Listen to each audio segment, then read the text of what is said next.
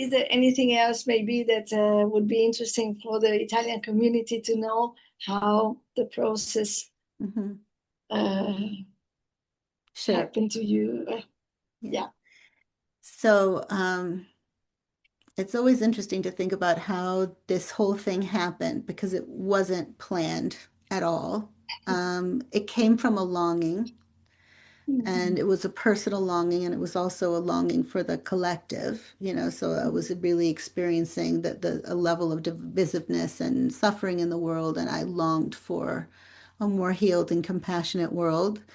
And then personally, I was in a very stressed out time in my life in many, many ways. And I was missing myself. I think I was missing my creativity, as a lot of people who are creatives were also very service oriented. And so it's Yeah. it's about how to balance those things. And I think I was leaning a little bit heavily in the service direction. I had a big private practice working all the time, and I missed and had, a young daughter. And so I was very much in mom mode, and I was missing just time to create for the sake of creating.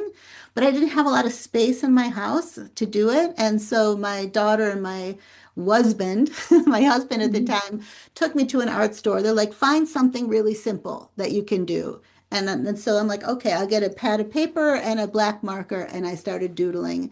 And that was the birth of it. Then the faces Wow. started to come, and I started feeling, oh, someone's coming from Africa. Oh, there's a Tibetan Wow. monk coming. And I just would draw. It would take me hours and hours, right? So maybe sometimes it would be in between clients I would sit. Sometimes I'd be more deliberate Yeah. and I'd light a candle and I'd meditate and I'd call them in. But it was really I did it for me.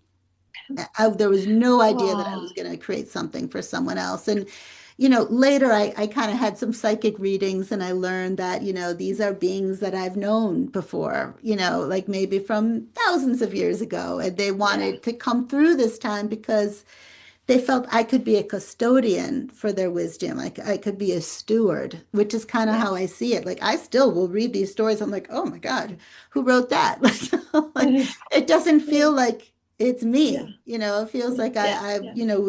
been being used to bring some very loving Yeah. beings through at a time when I feel that the world needs to know that it doesn't matter what you look like, doesn't matter where you come from, doesn't matter what your religious upbringing was, you have the potential to transmute pain into beauty. We Absolutely. all Wow. do.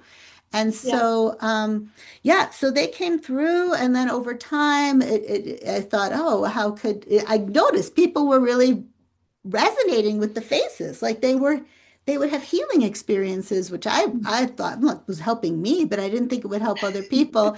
And then I'm like, oh, well, I always wanted to make an oracle deck. Maybe I should do that. And then as I started writing the stories out, which I had been kind of feeling anyway when they were coming through, eventually I thought, oh, what if I could weave in a little Gene Keys in there? Because they all kind of really easily felt connected to an archetype. That felt Yeah. very Yeah.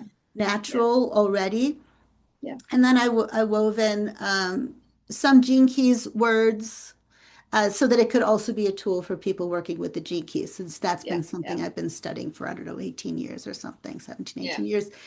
And then it took on a life of itself, right? So it started out black and white, and then it became a color deck, and then it became a coloring book, and then it became a coloring book project, and then it became a Face of Love is Universal video campaign, and then Wow. it became, a Wisdom Wheel of Integrity book, and it became like and now I feel like it's living through this universal love curriculum, which is about bringing out the wisdom keeper in the next generation. So Wow. I Yeah. feel that they have their own will, and they're stretching me to do all kinds of things that I would normally not want to do because I tend to be pretty introverted, pretty shy. Mhm. Um, so I'm grateful to them, and I will follow their lead even when I'm kind of terrified. And that they brought me to you, and they brought me to the whole Grupo Macro team, and I'm just so incredibly grateful for that. Yes. Yeah. Yes.